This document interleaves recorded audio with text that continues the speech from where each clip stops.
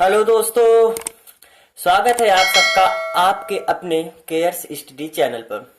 तो जैसा कि हमने अभी कल तक देखा था कूलाम का नियम, और कूलाम के नियम में के बाद हमने समझा था कि निर्वात की जो वैद्युतशीलता होती है इप्सिलॉन नॉट का मात्रक बीमा और उसका आंकिक मान।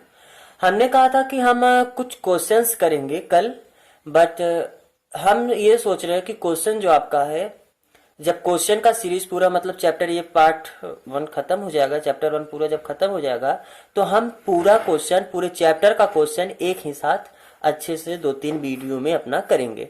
तो पूरा जो न्यूमेरिकल हमने आज करने के लिए कहा था इसलिए हम नहीं कर रहे हैं, उसके आगे का कूलाम के नियम के आगे से हम स्टार्ट कर रहे हैं अपना।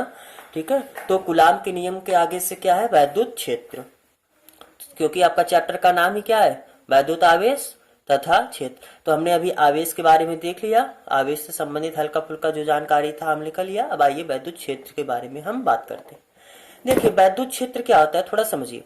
जैसे मान लीजिए कि अगर कोई एक आवेश है, कोई भी एक आवेश है, चाहे धनात्मक आवेश है ऋणात्मक, हम प्लस या माइनस नहीं लिखेंगे, कोई एक आवेश अगर Q है तो इस आवेश के आसपास, मतलब इधर आसपास ये जो जगह है इसके कुछ दूरी तक क्या होगा, एक ऐसा एरिया होगा जहां पर अगर हम कोई दूसरा आवेश लाएंगे, मान लीजिए कि जैसे हम एक परीक्षण आवेश Q0 ला रहे हैं, तो अगर Q0 को हम इस क्षेत्र में लाएंगे तो ये Q0 जो आवेश है, परीक्षण आवेश जो है, ये क्या करेगा, इसके कारण एक बल का अनुभव करेगा। अगर ये इस क्षेत्र के बाहर है, मान लीजिए कि हमारा जो परीक्षण आवेश Q0 है वो यहाँ पर है, बाहर है, इस क्षेत्र के बाहर है, तो उस पर कुछ बल नहीं लगेगा, उस पर कोई बल नहीं लगेगा। लेकिन जैसे ही वह इस क्षेत्र में प्रवेश करेगा उस पर एक बल लगने लगेगा। जैसे ही यह Q0 परीक्षण आवेश इस क्षेत्र में प्रवेश करेगा उस पर एक बल लगेगा।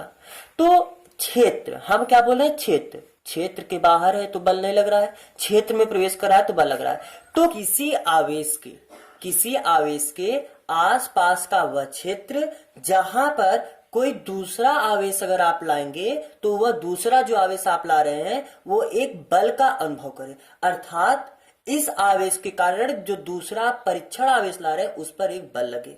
तो वो जितने क्षेत्र तक ये आवेश का बल है वह क्षेत्र वैद्युत क्षेत्र कहलाता है।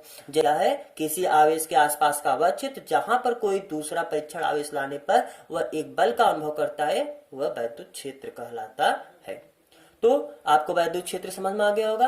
अब आइए हम बात करते हैं वैद्युत क्षेत्र की तीव्रता न वैद्युत क्षेत्र की तीव्रता वैद्युत क्षेत्र की तीव्रता, इंटेंसिटी ऑफ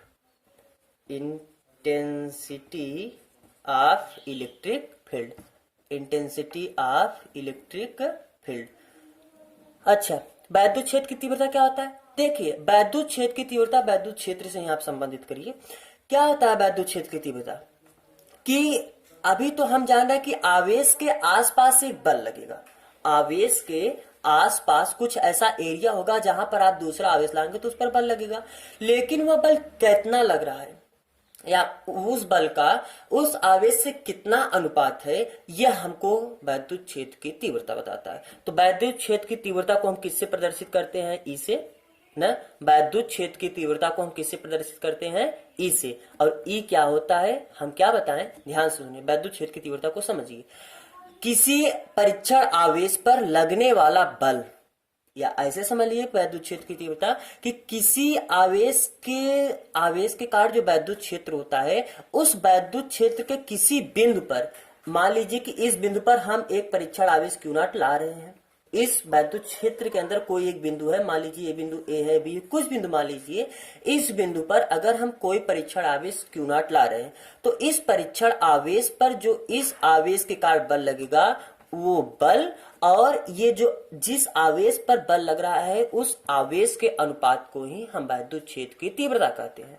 तो वैद्युत क्षेत्र की तीव्रता क्या होता है कि किसी परीक्षण आवेश पर लगने वाला बल और उस परीक्षण आवेश के अनुपात को ही वैद्युत क्षेत्र की तीव्रता कहते हैं। आप इस परिभाषा को ऐसे कह सकते हैं कि किसी वैद्युत क्षेत्र के अंदर स्थित किसी बिंदु पर यदि हम कोई परीक्षण आवेश लाते हैं तो उस परीक्षण आवेश पर लगने वाला बल तथा उस परीक्षण आवेश के अनुपात को वैद्युत क्षेत्र की तीव्रता कहते हैं। ठीक है। अच्छा, आप इसको ऐसे भी समझ सकते हैं, यदि आपका जो परीक्षण आवेश है इसको यूनिट चार्ज रखिए, मतलब एकांक आवेश रखिए, इकाई आवेश रखिए। यदि हमारा जो परीक्षण आवेश है वो कितना हो, 1 कूलाम के बराबर हो, मतलब हमारा जो परीक्षण आवेश है कैसा है, इकाई परीक्षण आवेश है। तो अगर आप क्यू नॉट की जगह 1 रख देंगे तो ई बराबर क्या हो जाएगा, एफ अपान 1, क्योंकि क्यू नॉट की जगह हम कितना रख रहे हैं 1, तो कितना ई बराबर किसके बराबर आया, ई बराबर एफ के आया। ई किसके बराबर आ गया, अरे 1 का भाग देंगे तो एफ ही आ जाएगा, तो ई बराबर कितना आ गया, एफ। अर्थात अगर हम परीक्षण आवेश हम जो ला रहे हैं यहाँ पर, अगर हमारा जो परीक्षण आवेश है उसको हम एकांक परीक्षण आवेश कर दे रहे हैं, तो जितना बल लग रहा है वही वैद्युत क्षेत्र की तीव्रता के बराबर आ रहा है। अर्थात हमारा वैद्युत क्षेत्र की तीव्रता किसके बराबर आ जा रहा है, जितना बल लग रहा है उसी के बराबर आ जा रहा है। तो आप वैद्युत क्षेत्र की तीव्रता का दूसरा परिभाषा इस प्रकार से बता सकते हैं कि एकांक परीक्षण आवेश पर लगने वाला बल ही, या ऐसे बताइए किसी, ये ज्यादा अच्छा रहेगा कि विद्युत क्षेत्र में बता दीजिए कि किसी विद्युत क्षेत्र में एकांक या किसी विद्युत क्षेत्र के अंदर स्थित किसी बिंदु पर एकांक परीक्षण आवेश को लाने पर उस आवेश पर जितना बल लगता है वही वैद्युत क्षेत्र की तीव्रता कहलाता है। ठीक है, क्या हुआ कि एकांक परीक्षण आवेश किसी विद्युत क्षेत्र के अंदर किसी बिंदु पर एकांक परीक्षण आवेश पर लगने वाला बल ही उस बिंदु का वैद्युत क्षेत्र की तीव्रता कहलाता है। अच्छा, अब आइए हम समझते हैं वैद्युत क्षेत्र की तीव्रता का मात्रक।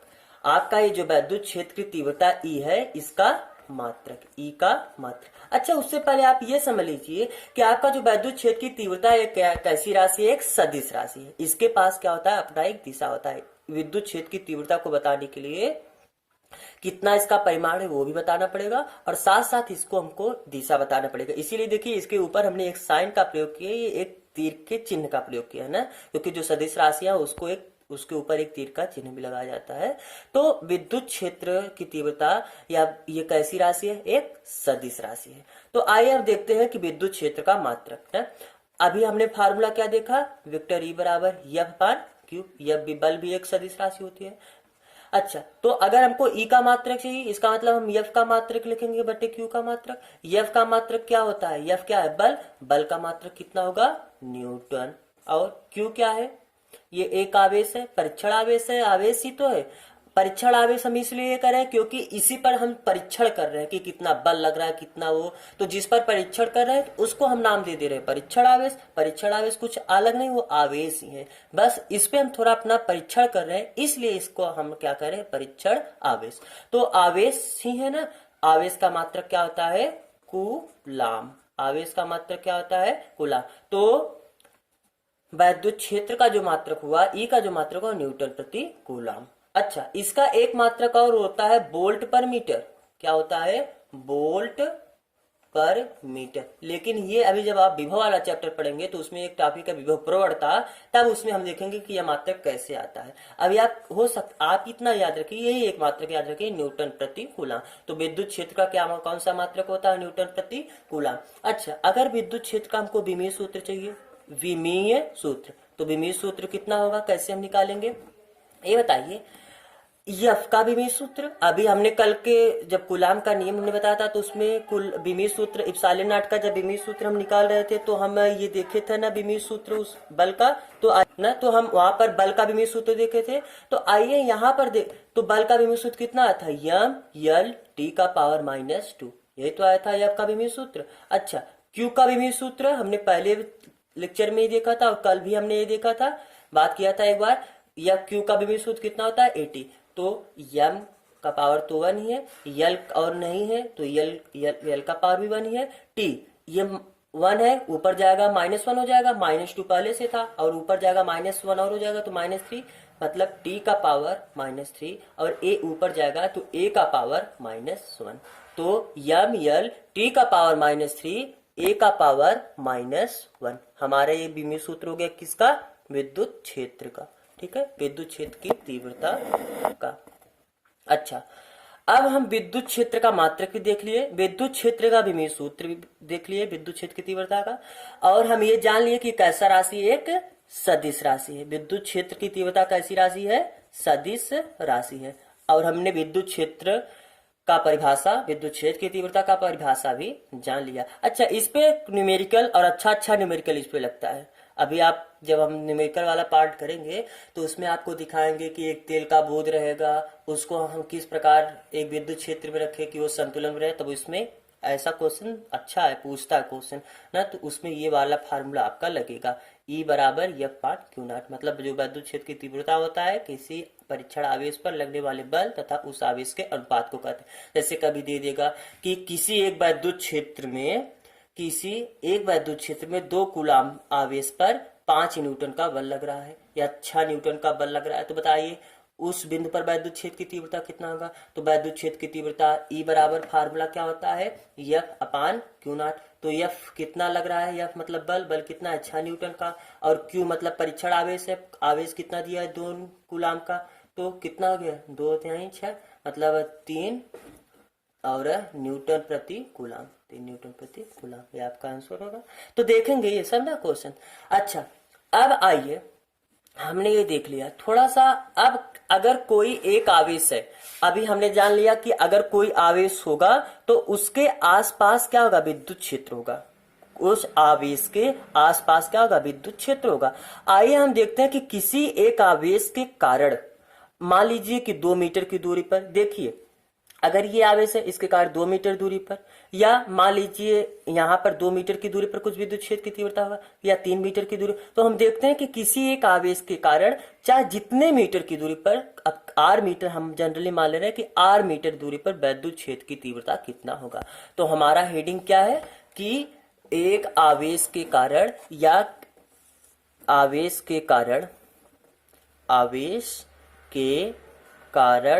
विद्युत क्षेत्र की तीव्रता। हम देखते हैं कि किसी आवेश के कारण, या किसी भी लिख सकते हैं, किसी आवेश के कारण विद्युत क्षेत्र की तीव्रता, ठीक है, विद्युत क्षेत्र की तीव्रता। मान लीजिए कि सबसे पहले कि कोई एक आवेश यहां पर है Q, मान लीजिए एक आवेश कौन सा है Q, इसके कारण R दूरी पर हमको विद्युत क्षेत्र की तीव्रता की गणना करनी है। ठीक है, कोई एक Q आवेश है, इसके कारण R मीटर की दूरी पर विद्युत क्षेत्र की तीव्रता। आप ऐसे मान सकते हैं कि माना किसी बिंदु A पर कोई एक आवेश Q है, जिससे R मीटर की दूरी पर कोई बिंदु O है या P है, जहां पर हमको विद्युत क्षेत्र की तीव्रता की गणना करनी है। तो इसके लिए हम क्या करते हैं, सबसे पहले इस बिंदु O पर, R मीटर की दूरी पर जो बिंदु O है, जहां पर हमको विद्युत क्षेत्र की तीव्रता की गणना करना है, वहां पर हम एक कोई परीक्षण आवेश Q0 लाते हैं। ठीक है, जिस बिंदु पर हमको विद्युत क्षेत्र की तीव्रता की गणना करनी है, माना वहां पर हम एक परीक्षण आवेश Q0 लाते हैं। अब कूलाम के नियम से क्या होगा, इस अभी हमने कल देखा था ना कि जब 2 आवेश रहते हैं तो उसके बीच में कूलाम का बल लगता है। तो कूलाम के नियम से कितना बल लगेगा इन दोनों के बीच में, F बराबर K Q1 Q2। तो Q1 की जगह पे कितना है Q, Q2 की जगह पे कितना है Q0 अपान R स्क्वायर, यही तो था K Q1 Q2 अपान R स्क्वायर। ठीक है, ये बल लगा। तो अभी हमने ऊपर देखा कि जो विद्युत क्षेत्र होता है, विद्युत क्षेत्र की तीव्रता होती है, इसका फार्मूला कितना होता है, F अपान Q0। तो बल कितना लगा, यहां ऊपर आपने लिखा है ना K Q0 अपान R स्क्वायर, तो बल लगा, और बटे तो अपने बल की जगह पे F की जगह कितना लिखा है, और अपान Q0 है, तो अपान Q0 से Q0 कैंसिल, बचा कितना आपका जो विद्युत क्षेत्र की तीव्रता आया वो कितना बचा, K Q अपान R स्क्वायर, K Q अपान R स्क्वायर। तो हमारा एक अगर कोई Q आवेश है तो Q आवेश के कारण R दूरी पर जो विद्युत क्षेत्र की तीव्रता होता है वो कितने के बराबर होता है, K Q अपान R स्क्वायर के बराबर। आपको ये समझ में आ गया कि किसी आवेश के कारण विद्युत क्षेत्र की तीव्रता कितनी होती है, किसी आवेश Q के कारण जो विद्युत क्षेत्र की तीव्रता होती है K Q अपान R स्क्वायर होता है। ठीक है, तो अगर ये डेरिवेशन, तो जहां देखिए हम इसको फिर से नहीं बता रहे क्योंकि ये वीडियो है, आपको जहां पढ़ना समझ में थोड़ा सा बैक करके, थोड़ा सा पीछे करके आप फिर से देख सकते हैं ना, तो इजी है, ये कोई दिक्कत नहीं। अच्छा, अब आपका आता है विद्युत द्विध्रुव। वैद्युत, बहुत इंपॉर्टेंट ये टॉपिक है। वैद्युत द्विध्रुव के कारण वैद्युत क्षेत्र की तीव्रता। अब उसके एक बार आप देखेंगे अच्छी स्थिति पे, फिर दोबारा देखेंगे निरक्षी स्थिति पे। तो सबसे पहले आइए हम थोड़ा वैद्युत द्विध्रुव क्या होता है उसको देख लेते हैं, तब तो उसके अच्छी स्थिति और अच्छी स्थिति क्या होता है, निरक्षी स्थिति क्या होता है, फिर वो समझेंगे। उसके बाद देखेंगे कि अच्छी स्थिति पर कितना तीव्रता होता है ना। तो आइए अब हम स्टार्ट करते हैं कि हमारा वैद्युत द्विध्रुव क्या होता है। ठीक है, हम स्टार्ट क्या करते हैं, वैद्युत द्विध्रुव के बारे में। वैद्युत द्विध्रुव, इसको इंग्लिश में क्या कहते हैं, इलेक्ट्रिक डाइपोल ना, वैद्युत द्विध्रुव। अच्छा, वैद्युत द्विध्रुव से समझिए, उससे पहले आप समझ लीजिए कि निकाय क्या होता है। जैसे आवेशों का निकाय, आवेशों का निकाय, जैसे हमने ये एक आवेश हमने रख दिया तो ये कितने आवेश का निकाय हो गया, एक आवेश का निकाय। अच्छा, या एक आवेश का या संरचना हो, कभी एक आवेश हम यहाँ पर रख दे Q1, एक आवेश हम रख दिए Q2, तो कितने आवेश का निकाय हो गया, ये दो आवेशों का निकाय। निकाय मतलब एक कोई संरचना ही हम एक निकाय होता है। ठीक है, तो ये कितने आवेशों का निकाय हो गया या कितने आवेशों का संरचना, ये दो आवेशों का संरचना है, तो हम इसको कह सकते हैं कि ये दो आवेशों का निकाय है।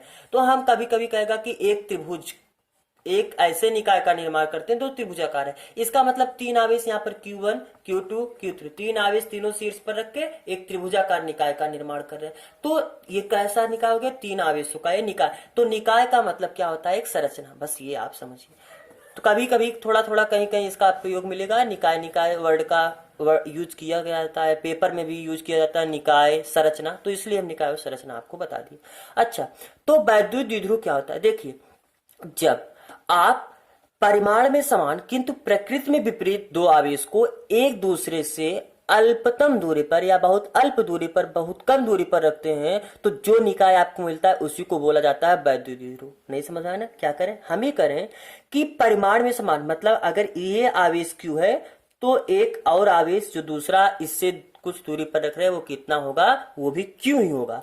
परिमाण दोनों का बराबर, ये 2 कूलाम का तो ये भी 2 कूलाम का, ये 5 कूलाम का ये भी 5 कूलाम का, लेकिन इसका प्रकृति विपरीत होना चाहिए। मतलब अगर एक धनात्मक आवेश है तो दूसरा कैसा होना चाहिए, ऋणात्मक आवेश होना चाहिए। तो वही कह रहे वैद्युत द्विध्रुव कहता है कि जब परिमाण में समान किंतु प्रकृति में विपरीत आप किसी दो आवेशों को बहुत अल्प दूरी पर रख रहे हो, बहुत कम दूरी पर रखोगे, मान ले रहे हैं कि इनके बीच की जो दूरी है वो 2D है, 2L है, 2R है, कुछ भी मान लीजिए, ये 2D या 2L कैसा है, बहुत बहुत कम दूरी है ना। तो जब परिमाण में समान किंतु प्रकृति में विपरीत आवेश को आप बहुत अल्पतम दूरी पर रखते हो तो आपको ये जो संरचना मिला ना, यही आपका क्या है, वैद्युत द्विध्रुव।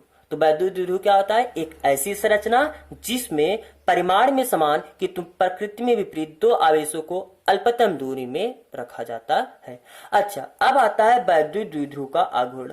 वैद्युत द्विध्रुव का आघूर्ण, वैद्युत द्विध्रुव का आघूर्ण। अच्छा, एक बात आप ही बताइए, वैद्युत द्विध्रुव का बीमा और हम मात्रक तो नहीं देखे, नहीं, इसका मात्रक और बीमा होता ही नहीं है। क्यों, ये एक निकाय है, ये एक संरचना है, इसलिए इस संरचना का कोई मात्रक और बीमा नहीं होता है। अब एक संरचना जैसे चीनी हो गया, चीनी का मात्रक क्या होता है, हम जो वजन कराते हैं चीनी लेते हैं, दुकान जाते हैं, चीनी का मात्रक नहीं होता है ना, चीनी के द्रव्यमान का मात्रक होता है। मात्रक हमेशा किसी राशि का होता है, न कि किसी वस्तु का या किसी संरचना का कोई मात्रक होता है। तो ये एक संरचना है तो इसका कोई मात्रक नहीं होगा। मात्रक तो वैद्युत द्विध्रुव के आघूर्ण का होगा, क्योंकि ये वैद्युत द्विध्रुव का जो आघूर्ण है ये एक राशि है। तो ठीक है, आइए हम अब देखते हैं वैद्युत द्विध्रुव का आघूर्ण क्या होता है। ठीक है, तो वैद्युत द्विध्रुव का आघूर्ण,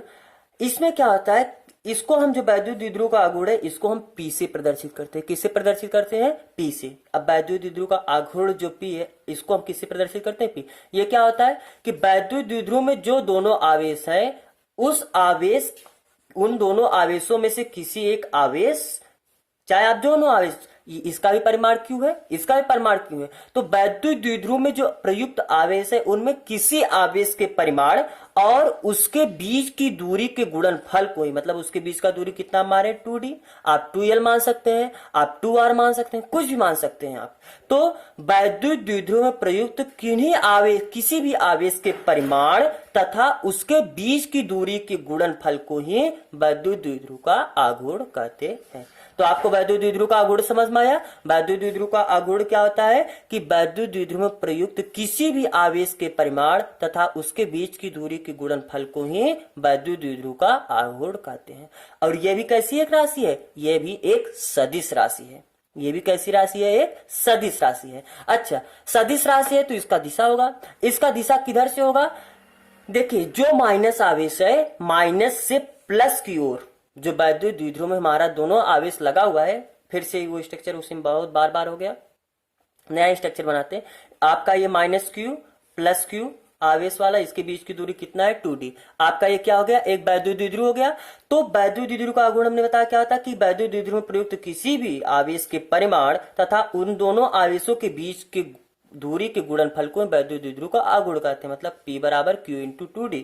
तो हमने कहा कि ये कैसा राशि, एक सदिश राशि है। सदिश राशि है, इसका मतलब इसके पास अपना एक दिशा होगा, तो इसका दिशा किधर होता है, माइनस से प्लस की ओर, मतलब जो माइनस वाला आवेश है, ऋणात्मक आवेश है, उधर उसके तरफ से प्लस के तरफ, मतलब धनात्मक आवेश की तरफ। तो इस वैद्युत द्विध्रुव के आघूर्ण का दिशा आपको समझ में आ गया। अच्छा, विद्युत क्षेत्र हमने जो बताया था अभी इसके पहले, विद्युत क्षेत्र ना, तो विद्युत क्षेत्र में हमने बताया था कि वो सदिश राशि है, तो उसका दिशा नहीं बताया था। तो आप जान लीजिए कि अगर कोई धनात्मक आवेश है, मान लीजिए कोई धनात्मक आवेश है, तो इससे दूर की तरफ, मतलब इससे बाहर की तरफ, जो विद्युत क्षेत्र का दिशा होता है धनात्मक आवेश से दूर की तरफ या धनात्मक आवेश से बाहर की तरफ होता है। लेकिन अगर कोई ऋणात्मक आवेश है तो ऋणात्मक आवेश के तरफ होता है, ऋणात्मक आवेश से अंदर की ओर होता है। क्या, वैद्युत क्षेत्र की दिशा। हमने बताया था ना कि वैद्युत क्षेत्र एक सदिश राशि है, तो उसका एक दिशा होता है, सदिश राशि है तो दिशा होगा। तो दिशा किधर होगा, अगर धनात्मक आवेश होगा तो उससे दूर की तरफ होगा,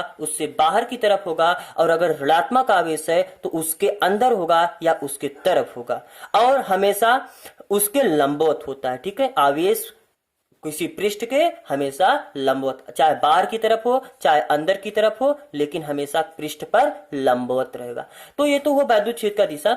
हमारा जो टॉपिक है वो कौन सा चल रहा है, वैद्युत द्विध्रुव का आघूर्ण। तो हमने वैद्युत द्विध्रुव का आघूर्ण का परिभाषा बता दिया कि वैद्युत द्विध्रुव में प्रयुक्त किसी आवेश तथा आवेश के परिमाण तथा उन दोनों आवेशों के बीच की दूरी के गुणनफल को ही वैद्युत द्विध्रुव का आघूर्ण कहते हैं। यह एक सदिश राशि है, और सदिश राशि है तो इसका दिशा होगा, और इसका दिशा किधर से किधर होगा, माइनस से प्लस की ओर, ऋणात्मक आवेश से धनात्मक आवेश की तरफ। अच्छा, अगर अब इसका आइए मात्रक, वैद्युत द्विध्रुव के आघूर्ण, ये जो वैद्युत द्विध्रुव का आघूर्ण जो है इसका मात्रक और बीमा, इस पे बात करते। मात्रक क्या होता है, देखिए मात्रक सीधा वैद्युत द्विध्रुव के आघूर्ण का अगर आपको मात्रक चाहिए तो Q का मात्रक, और ये दूरी जो है ये तो 2d क्या है, दूरी ही है, तो दूरी का मात्रक। Q का मात्रक क्या होता है, कूलाम। Q आवेश है, आवेश का मात्रक क्या होता है, कूलाम, और दूरी का मात्रक क्या होता है, मीटर। तो वैद्युत द्विध्रुव के आघूर्ण का जो मात्रक होता है वह कितना होता है, कूलाम मीटर।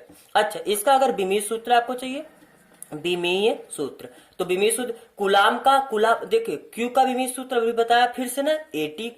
Q का विमीय सूत्र कितना होता है, AT। और दूरी का विमीय सूत्र L, तो इसका विमीय सूत्र कितना हो गया, ATL।